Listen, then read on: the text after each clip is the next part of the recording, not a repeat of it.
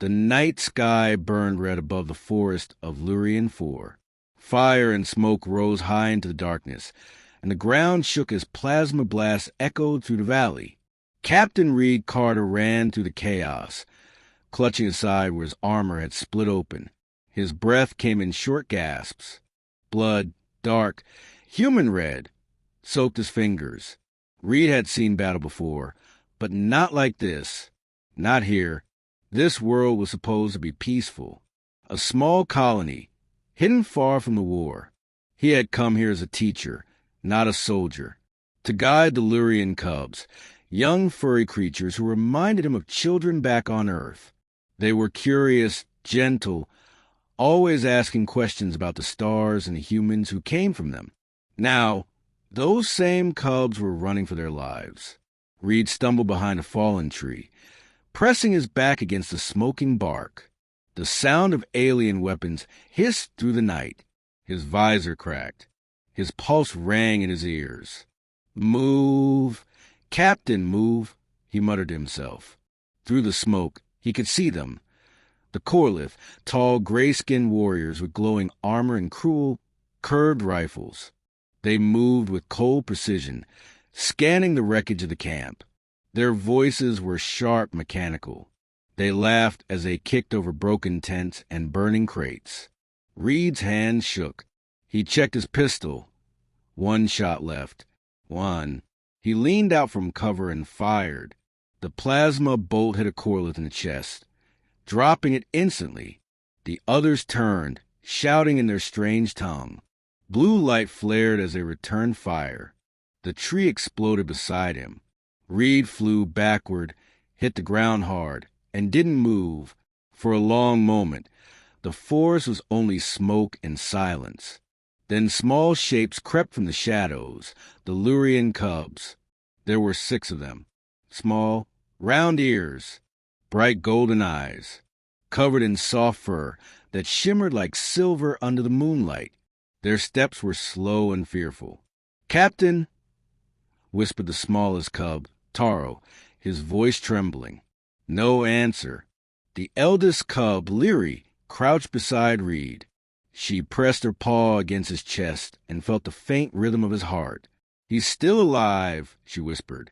The others gathered close. They had never seen blood before. Not red like this. It stained their fur as they tried to stop the bleeding. "Why did they hurt him?" asked another cub. Leary's golden eyes filled with tears. "Because he's human," she said softly. "And humans fight for others. The Corlith hate that."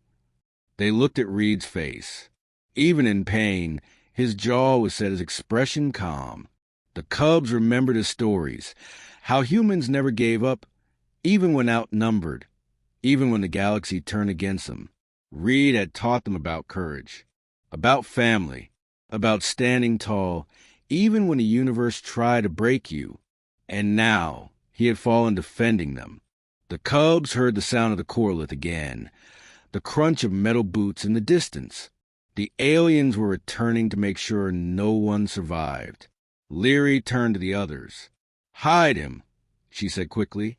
They worked fast, dragging Reed's body beneath the fallen tree and covering him with leaves and branches. His breathing was weak but steady. Then they hid among the roots, hearts pounding.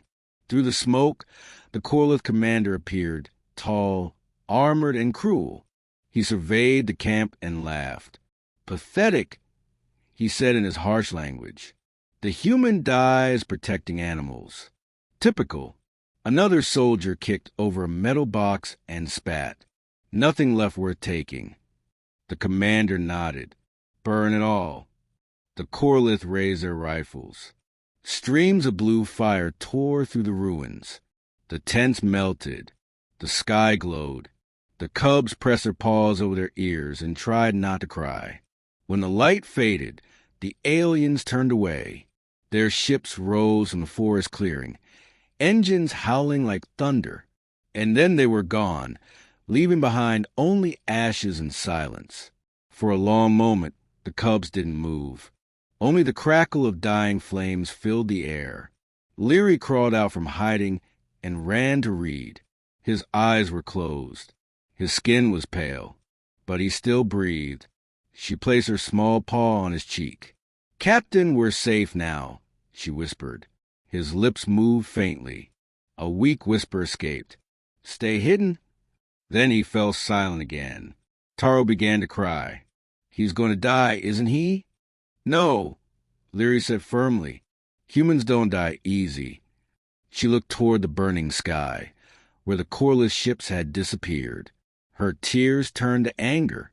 "They hurt him because they think we're weak," she said quietly. "Because they think only humans can fight." The cubs looked at her, confused. "What can we do? We're small." Leary clenched her paw. "We learn. We fight. We show them what he showed us." The smallest cub wiped his eyes.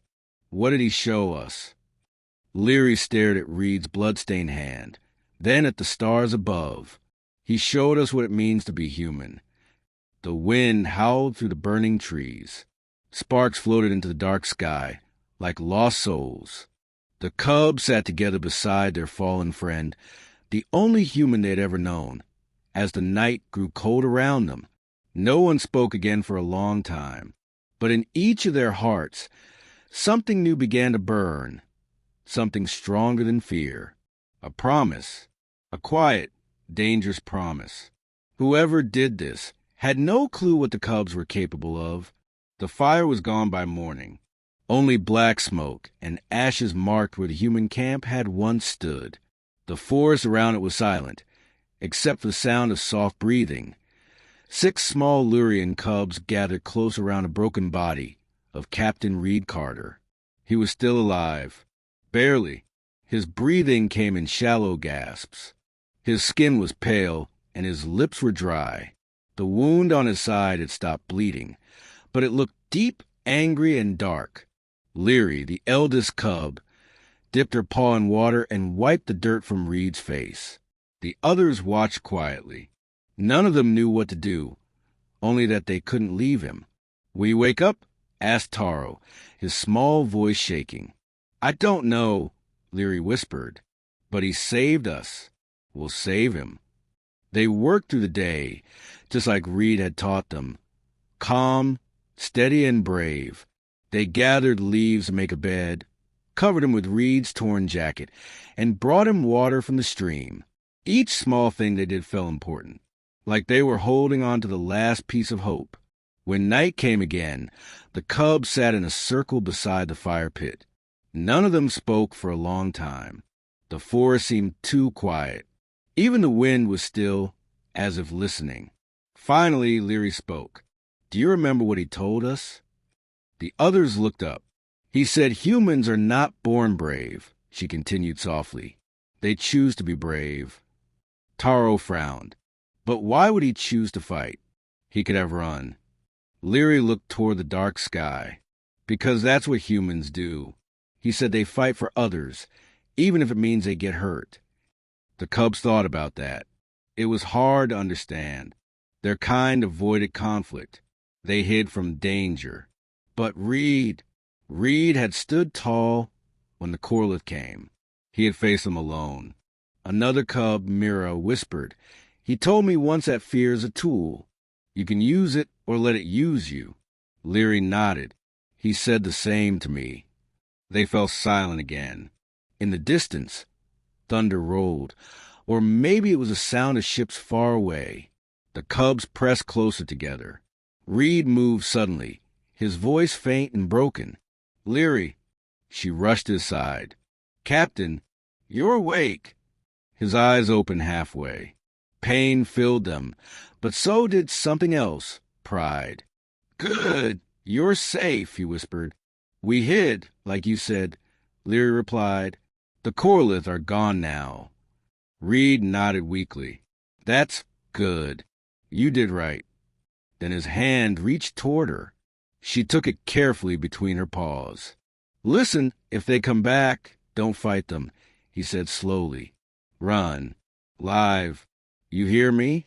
Leary wanted a promise, but her throat tightened. "We'll be fine. You'll get better."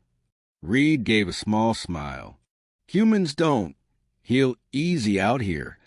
He coughed, and blood touched his lips. Taro stepped forward. Don't talk like that. You said humans never give up. Reed looked at the small cub and laughed softly, though it hurt him. You remembered. The laughter faded. His breathing slowed again. Be strong, he whispered. Take care of each other. His hand went still. His eyes closed. For a moment, the cubs thought he was gone. Then they heard it, the soft, steady sound of breath. He was still alive, but barely holding on. Leary turned to the others. We have to help him, she said. He saved us once. Now it's our turn. How? Mira asked. We don't know how to heal a human. Leary looked around at the remains of the camp. Scattered metal, burned crates, broken screens. Reed's tools, all left behind. He taught us to learn, she said quietly. So we'll learn. For the next few days, the cubs searched through the wreckage. They found Reed's datapad, still working though cracked. When they touched it, his voice spoke from the speaker, an old recording. This is Captain Reed Carter, log entry 24, teaching the Lurian cubs today. They learn fast, smarter than they think. Reminds me of my own kids back home. The cubs listened in silence. His voice felt like a ghost, strong and warm. Leary played the recording again and again. The cubs began to imitate his words, his tone, even his courage. Every day they cared for him, bringing water, checking his wound, whispering human words they had heard from him. When one cub got scared, another repeated Reed's favorite saying, Courage is doing what's right, even when you're afraid. Slowly, the fear inside them began to change. It became something else, something hot and alive. Hope. One night, as the stars shone over the valley, Leary stood beside Reed's sleeping form. She looked up at the endless sky and whispered, If you can hear me, Captain will make you proud. I promise. She turned to the others. We'll protect him, and when he wakes, we'll be ready. Taro tilted his head. Ready for what? Leary's voice grew calm. For whatever comes next. Far away, unseen in the sky, the engines of Corliss ships rumbled again. The cubs didn't know it yet, but war was coming back to Lurien 4. And this time they would not hide. They would remember. They would fight for Reed, for what it meant to be human. The days after the attack passed slowly. The smoke had cleared, but the smell of burned metal still hung in the air. The forest of Lurien had grown quiet again, too quiet, as if even the birds feared to sing. The cubs had made a small shelter near the wreck of the human camp. Every morning, they checked on Captain Reed. He still breathed, but his body was weak. His wound had closed a little, though the skin around it was pale and scarred. Leary sat beside him, watching the steady rise and fall of his chest. He's getting stronger, she whispered, trying to convince herself. Taro shook his head. He needs real medicine. Human medicine. We don't have any, Leary replied softly. We only have what he left behind, and us. The cubs fell silent. They all knew what she meant. For now, survival was all they could do. Each day, they searched the forest for food, carried water, and studied the broken datapads. Reed's voice, recorded in lessons, became their guide. Never fight because you hate, his voice said once. Fight because you must protect. The cubs repeated the words often, like a prayer, but peace never lasts. On the 5th night, as the moons rose high, a strange hum echoed through the valley. The cubs froze. Leary's ears twitched. That sound, Mira whispered. Engines. The air began to shimmer. Blue lights blinked above the treetops. The ground shook as something large descended. Ships returning to the same landing zone. The Corlith had come back. Panic spread among the cubs. They found us, cried Taro. We have to run. No, Leary said, her voice sharp. If we run, they'll find Reed. We stay hidden. They drag branches and leaves over the entrance to the shelter. Shadows danced across the forest floor as the alien ships landed nearby. Through small gaps in the leaves, the cubs saw them, tall, armored, and cruel, the same glowing helmets, the same cold laughter.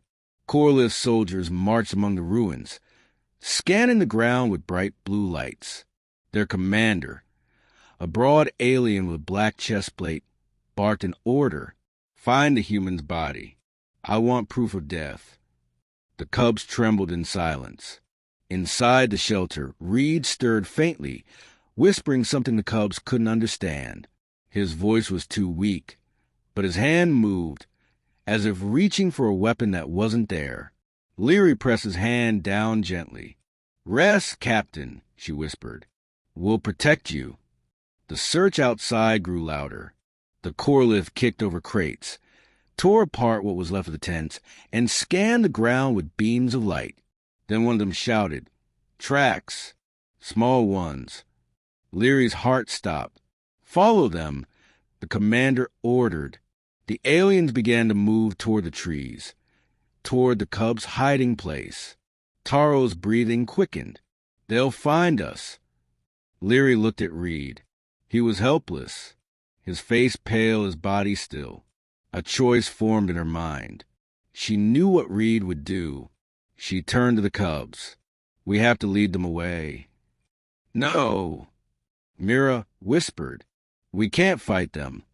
We don't fight, Leary said. We distract. The cubs hesitated only for a moment. Then they nodded. Leary pointed to the far side of the forest. Mira, Taro, make noise there. Break branches. Throw rocks. The rest of you stay with Reed.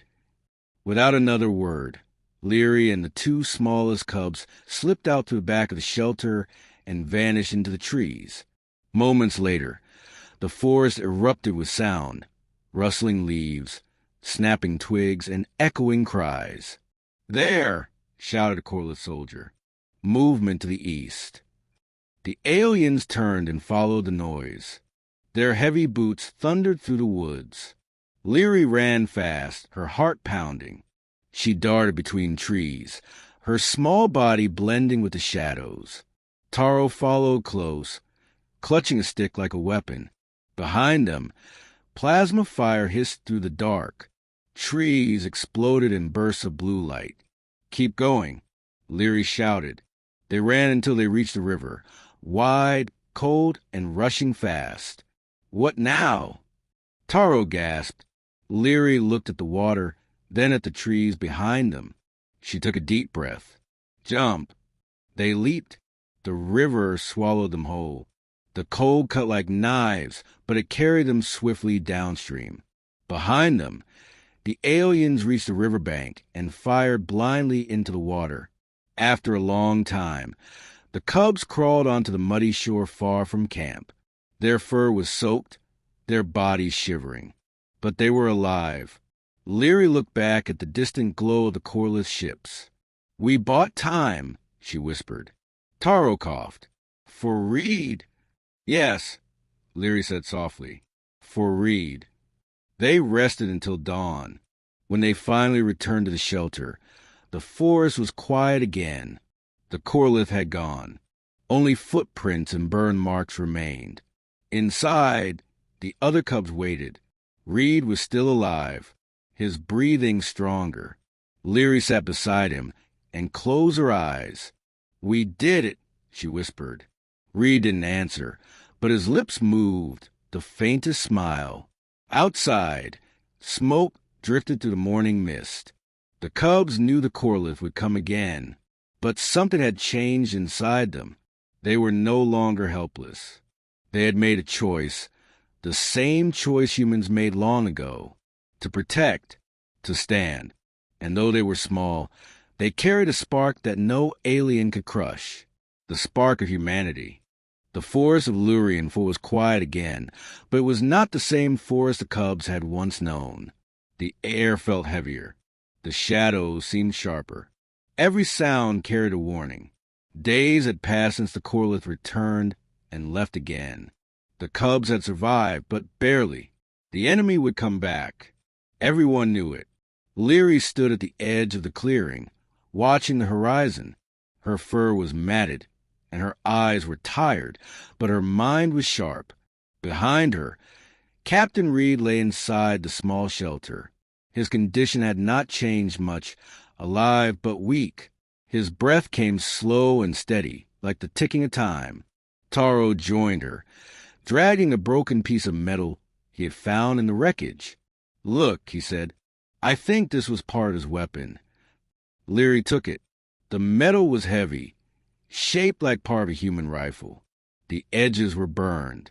She nodded. "He fought with this. Maybe we can learn to use it." Taro frowned. "We don't even know how it works." Leary's golden eyes glowed faintly. "Then we'll learn." Inside the shelter, the cubs had set up Reed's datapad near a dim light crystal. The screen flickered with static, but sometimes a recording would play. They had already watched dozens of them. Lessons, messages, old training logs. Reed's voice filled the air once again. "To survive, you must adapt. Strength isn't about size or power. It's about refusing to stop." The cubs listened, as if he were standing right beside them. Every day became a new kind of training. They studied how humans move in combat. They watched videos of Reed sparring with holograms, explaining balance and focus. Leary began to imitate his movements. Step forward. Twist. Guard the chest. Strike. At first, it looked clumsy, but slowly she got better. "Your feet are too wide," Mira said, copying her. "And your swing is slow," added Taro, grinning. Leary laughed. The first real laugh in many days. "Then help me fix it." Soon, all 6 cubs practiced together. They used sticks for swords, stones for weights, and fallen branches as shields. They ran drills between trees, learned to move quietly, and studied the sounds of the forest. The more they trained, the more they began to understand Reed's lessons, not just his words, but what they meant. He had always said that fear was natural. That courage was what you did after fear. One afternoon, as the suns dipped low, the cubs gathered around the data pad again. The screen showed Reed sitting by a campfire, smiling faintly at the camera. "The Lurian remind me of home," his voice said. "They don't know it yet, but there's strength in them. The kind you don't teach. It just wakes up when it's needed." The cubs stared at the image in silence. Leary finally whispered, "He saw something in us before we ever saw it ourselves." That night, they built small traps around the camp. Reed had shown them once how to make pressure triggers and rope snares. The cubs used vines, stones, and old metal to create their own versions. When a small predator wandered too close, the trap snapped shut. It worked. Taro jumped in excitement. It worked. It really worked. Leary smiled. Reed's way works because it's smart, not because it's big. The next day, they began testing more ideas, sharpening sticks into spears, throwing stones with slings, and studying how to use shadows to hide their movement. They were small, but fast, light on their feet, unseen until they wanted to be seen. Mira practiced climbing the trees quietly. "If they come back, I'll watch them from above," she said proudly. "Good," Leary answered. "We'll need eyes everywhere." As the days turned into weeks, the cubs changed. Their fur was darker with soot. Their hands were rough from work. Their fear had not disappeared, but had turned into something new: determination. One evening, as the orange light faded over the hills, Reed stirred in his sleep. He whispered faintly, "Don't stop." Leary froze. "Captain?" His eyes stayed closed, but his lips moved again. "Keep fighting, no matter what." She felt her chest tighten. She looked at the others. He's talking to us. Mira nodded. Then we listen. That night, they didn't sleep. They trained until the stars faded from the sky. By morning, they were exhausted but stronger. Leary stood at the edge of the clearing once more, staring toward the horizon where the coreless ships had vanished weeks ago. "They'll come again," she said softly. Taro picked up a small spear he had made. "Then we'll be ready this time." Leary turned to the group. "From now on, we train every day. No more fear. No more hiding. We fight smart. We fight together." The cubs raised their weapons, sticks, stones, scraps of metal. But in that moment, they looked like soldiers. The forest wind swept through their fur, as if blessing them. They were no longer just cubs. They were something new. Children of a human soldier. Students of his courage. Keepers of his promise. Reed Carter had come to Lurien 4 to teach peace. Now, his legacy was teaching war, not cruelty, but protection, of loyalty, of love for those who could not defend themselves. And as the stars brightened above, a quiet certainty grew in Leary's heart. If the Corlid dared to return, they would not find frightened cubs. They would find warriors. The suns of Lurien forerose behind the shattered mountains, spilling orange light over the valley. The cubs had trained for weeks, waiting, listening, watching the sky. Every dawn, they hoped not to see the blue glow of coreless ships. Every dusk, they prayed they'd be ready when it came. Now that day had arrived. Leary crouched on a high ridge, the wind tugging at her fur. Below her, in the distance, 3 Corlid patrols moved through the forest, armored, confident, unaware. They were searching for survivors again, scavenging what remained of the human camp. Behind Leary, the other cubs waited silently. Their fur was streaked with dirt and ash. Each one carried something small, a spear, a sling, a sharpened metal shard. Not much, but it was enough. Taro whispered, "Are we really doing this?" Leary nodded slowly. "Yes, today we stop running." They had spent days watching these patrols, learning their routes, counting their numbers. The Corlith moved in patterns. Easy to predict, easy to trap. Leary had planned everything. Reed's lessons had become her strategy. She looked at the cubs around her. "Remember what Captain Reed said, size doesn't matter. Timing does." The cubs nodded, trembling but ready. Below, the first Corliss soldier stepped into the clearing, right over a patch of disturbed soil. Leary raised her paw. "Now." Taro pulled the vine hidden under a rock. The ground erupted. The trap snapped open, throwing spikes of sharpened wood upward. The alien screamed as it fell, armor cracked. The others turned in shock, shouting in their strange metallic language. Before they could react, Mira dropped from a tree, landing behind them. She threw a handful of burning sap, just like Reed had once shown them with fire gel. It exploded on impact, spreading bright orange flames. The Corliss stumbled back, weapons flaring. Plasma bolts hissed through the air, cutting through trees and rocks. The cubs scattered, fast and silent, just as they practiced. Leary darted between shadows, her heart pounding. Fear clawed at her, but she forced it down. Reed's voice echoed in her memory. "Fear is normal. Courage is what comes next." She leapt from behind a tree, thrusting her spear into the leg joint of one soldier. The alien roared and fell, dropping its weapon. Taro dashed forward, grabbed the fallen plasma rifle, and fired it clumsily. The blast hit a tree, but the second shot found its mark. The Corlith's armor shattered in a burst of light. The sound was deafening. The cubs covered their ears, but none stopped moving. "Keep going," Leary shouted. "Don't let them call for help." The battle lasted less than 2 minutes, but it felt endless.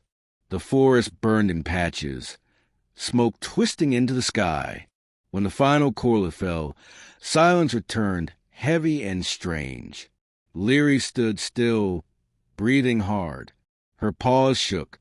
Around her, the cubs stared at the fallen soldiers, their faces pale with shock. They had done it. They had won. Taro broke the silence first. We actually beat them. Myra's voice was small. They'll come back, won't they? Leary nodded. Yes, but now they'll know we're not helpless. She stepped closer to the bodies. The corelith armor still hummed faintly, powered by their strange tech. She knelt and studied it, tracing the lines of their weapons. Captain Reed could use this, she whispered. Maybe we can too. The cubs began collecting what they could: energy cells, armor fragments, food packs. They worked quickly, scared the noise would draw more enemies. When they returned to the shelter, Reed was awake. He lay propped against a broken crate, his eyes dull but open. When he saw the cubs covered in soot and ash, carrying alien weapons, his expression changed. "What did you do?" he rasped. Leary knelt beside him. "We fought them." Reed stared for a moment, as if trying to process it. "You fought." "We had to," Taro said quickly. "They came back. We used your traps and your lessons. We won." Reed exhaled slowly. "You shouldn't have had a fight." Leary shook her head. "But we did, because you taught us how." For a long time, Reed said nothing. His gaze drifted toward the sky beyond the shelter, where faint smoke still rose. Then he smiled weakly. "Then I guess you learned well," he murmured. He looked at Leary. "Did you lose anyone?" "No," she said softly. "We all came back." Reed nodded. "Good. That's what matters." He leaned back and closed his eyes. "You just made history, you know that? The first Lurian fighters." The cubs looked at each other. None of them spoke, but pride flickered behind their eyes. That night, they buried the corelith bodies deep in the forest. They burned what they couldn't carry. The firelight danced across their faces, painting them in gold and shadow. Leary stood beside the flames, staring into the dark. "They'll send more," she said. "Yes," Mira replied. "But now we know how to fight." Taro picked up the plasma rifle he'd captured. It was heavy, awkward in his small hands. But it worked. He smiled. "Let them come." Leary looked up at the stars, the same stars Reed had once told him humans came from. For the first time, she didn't feel small. She felt strong. "They thought we were just cubs," she whispered. "But we're more than that now." She glanced back at Reed, asleep and safe for the first time in weeks. "They'll learn what it means to stand with a human," she said quietly. And as the fire burned through the night, the cubs watched the horizon, waiting for the next battle. No longer prey, but protectors. The first strike had been made, and it would not be the last. The dawn came quietly to Lurien 4. The air was cool, heavy with mist, and the forest carried the smell of smoke from last night's fire. The cubs were already awake, standing guard around the small camp. Their eyes were sharp, their movements calm. They were no longer just frightened children. Inside the shelter, Captain Reed Carter opened his eyes for the first time in many days. For a moment, he didn't know where he was. The ceiling above him was made of leaves and broken metal. The air smelled of damp earth and burned plastic. Pain throbbed in his ribs, but his mind felt clearer than it had in weeks. Then he heard voices, soft, familiar ones. "Is he awake?" whispered Taro. "Maybe," Mira replied. "Don't scare him." Reed turned his head slowly. The cubs were huddled together near the entrance, whispering like children caught in a secret. Their fur was darker, dirtier, their faces older somehow. He tried to sit up, but gasped as pain shot through his side. Leary rushed to his side. "Captain, don't move too fast," she said gently. "You're still hurt." Reed blinked at her. Leary, how long have I been out? Many days, she said softly. Maybe weeks. We thought. She didn't finish the sentence. Reed managed a weak smile. But I'm still here. Yes, she said, smiling back. You are. He looked around the camp and froze. The once peaceful clearing was now a fortress of traps and barricades. Wooden spikes lined the ground. Nets hung from trees. Piles of alien armor rested near the fire. What happened here? He whispered. Taro stepped forward proudly. We fought the Corlith. Reed stared at him. You what?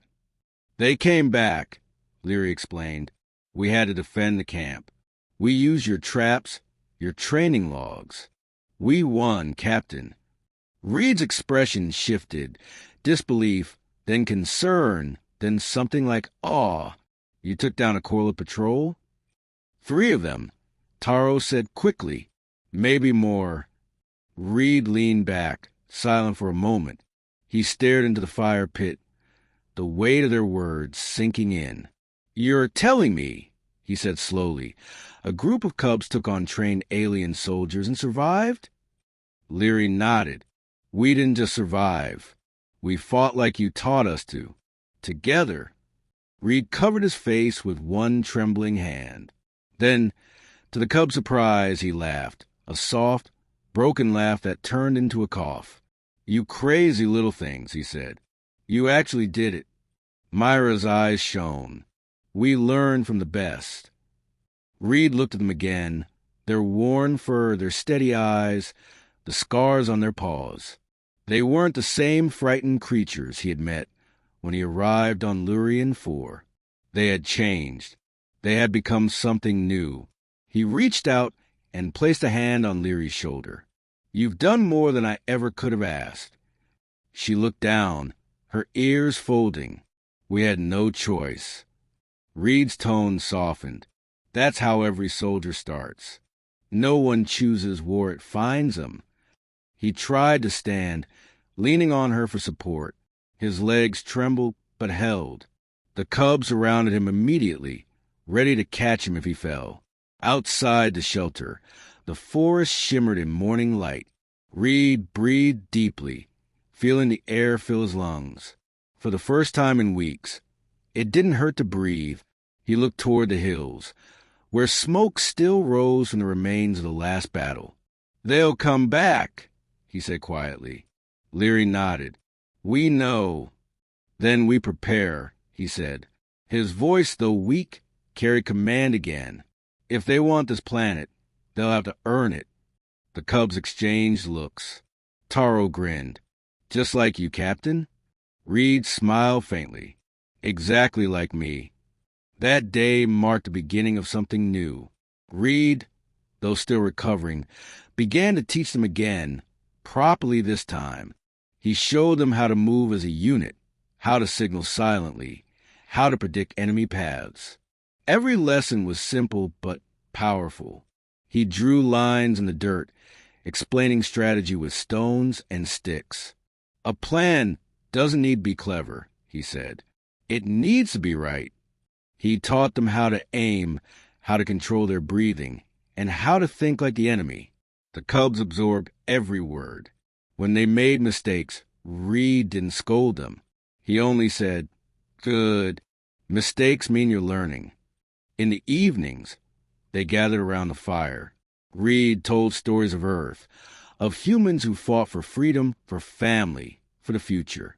The cubs listened with wide eyes, hanging on every word. So humans always fight?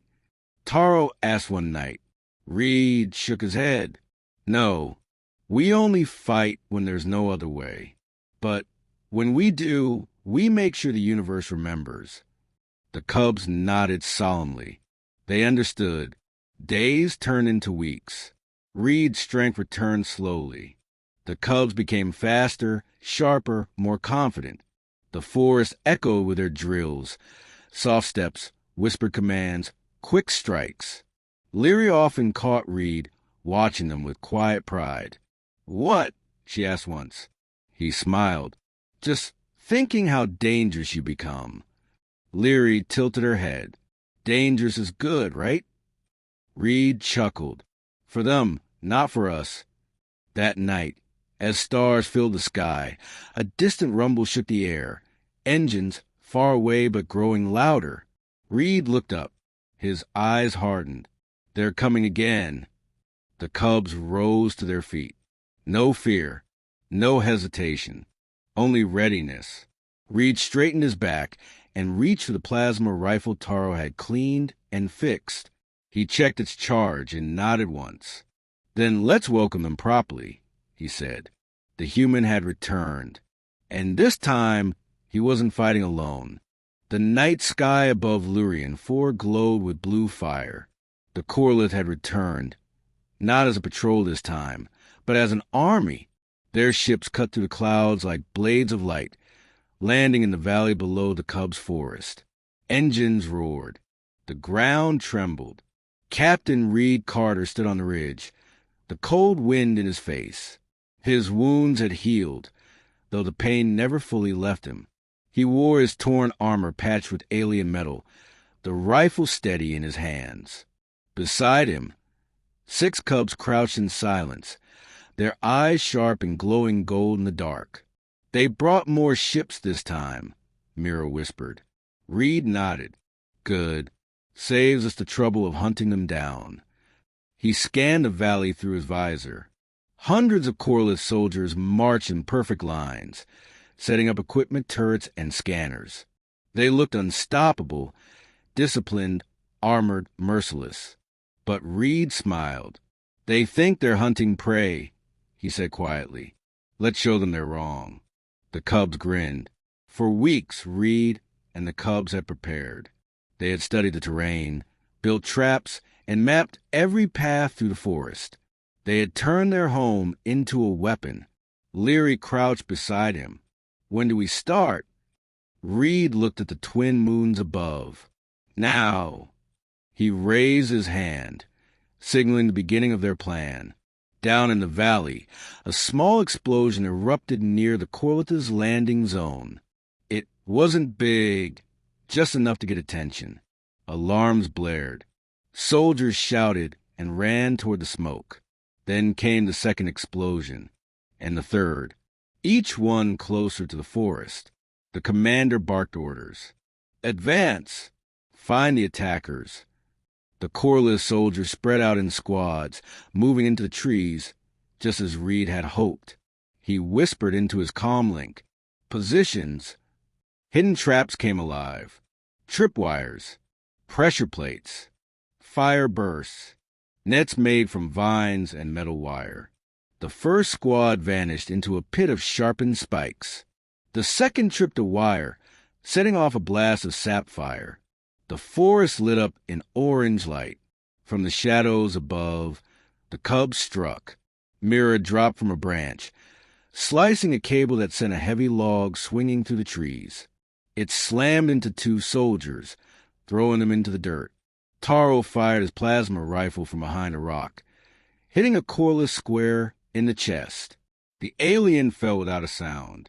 The cubs moved like ghosts, fast, silent, everywhere. Reed watched from above, pride burning in his chest. They fought like soldiers, like humans, but the Corlith were many, and soon their numbers began to press forward. Blue plasma bolts tore through the forest, burning trees and scattering sparks. Reed's voice echoed through the calm, fall back to position 2. The cubs moved quickly, leading the Corlith deeper into the woods, right where the biggest traps waited. Leary ran through the smoke, ducking behind fallen branches. Her heart pounded, but her eyes were steady. She reached the old riverbed, their chosen battleground. Captain, they're here, she whispered. Reed's voice came through the static. Hold until I say. And remember, aim for the joints. The first line of Corlith appeared, glowing armor lighting up the dark. They fired wildly, their shots scorching the mud. Leary raised her paw. Now! The cubs pulled the vines they had hidden earlier. The ground exploded in a flash of fire and metal. Shards ripped through the alien ranks. Then Reed appeared, charging down the ridge, rifle blazing. The cubs followed behind him, shouting with fury. The sound echoed through the valley, a mix of growls and human battle cries. The Corlith commander saw him and roared. "The human lives! Kill him!" Reed dug behind cover, returning fire with deadly precision. "Come on, you bastards," he muttered. "Let's finish this." Plasma bolts screamed through the night. Explosions lit up the forest. The cubs fought with everything they had: claws, blades, stolen rifles, and courage that burned brighter than fear. Tar was knocked down by a blast, but got up again, teeth bared. Mira dragged him to safety, shouting, "We don't fall today." Reed fought beside them, every movement deliberate. He felt pain, exhaustion, but he didn't stop. Not now. Finally, the Corlith commander stepped forward, his armor gleaming, his weapon crackling with power. "You're a lone human," he growled. Reed smirked. "Not anymore." Leary leapt from behind him, landing on the commander's back. Her claws tore through armor joints, sparks flying. The alien howled and swung his weapon, but Reed was already moving. He fired once, twice. The commander fell. Silence followed, deep and heavy. The last of the Corlith scattered, fleeing toward their ships. Reed dropped to one knee, panting. Around him, the cubs gathered, covered in dust and ash, but alive. Leary stood beside him, her chest rising and falling fast. "We did it," she whispered. Reed looked at the burning valley below. "You did it." He placed a hand on her shoulder. "You fought like humans today." Leary smiled faintly. "No, Captain. We fought like family." Reed looked up at the stars. The battle was over, but something greater had begun. The story of humans in Lurien, bound by blood, courage, and fire. He stood, staring at the retreating ships. "They'll remember this night," he said quietly. "They'll remember what happens when you hurt one of ours." The cubs stood beside him, small but unbroken, their eyes glowing gold against the smoke-filled sky. The galaxy would never forget the lesson taught on Lurien 4, that even the smallest hearts could burn with human fire, and those who spilled innocent blood would learn exactly what humans, and those they touched, were capable of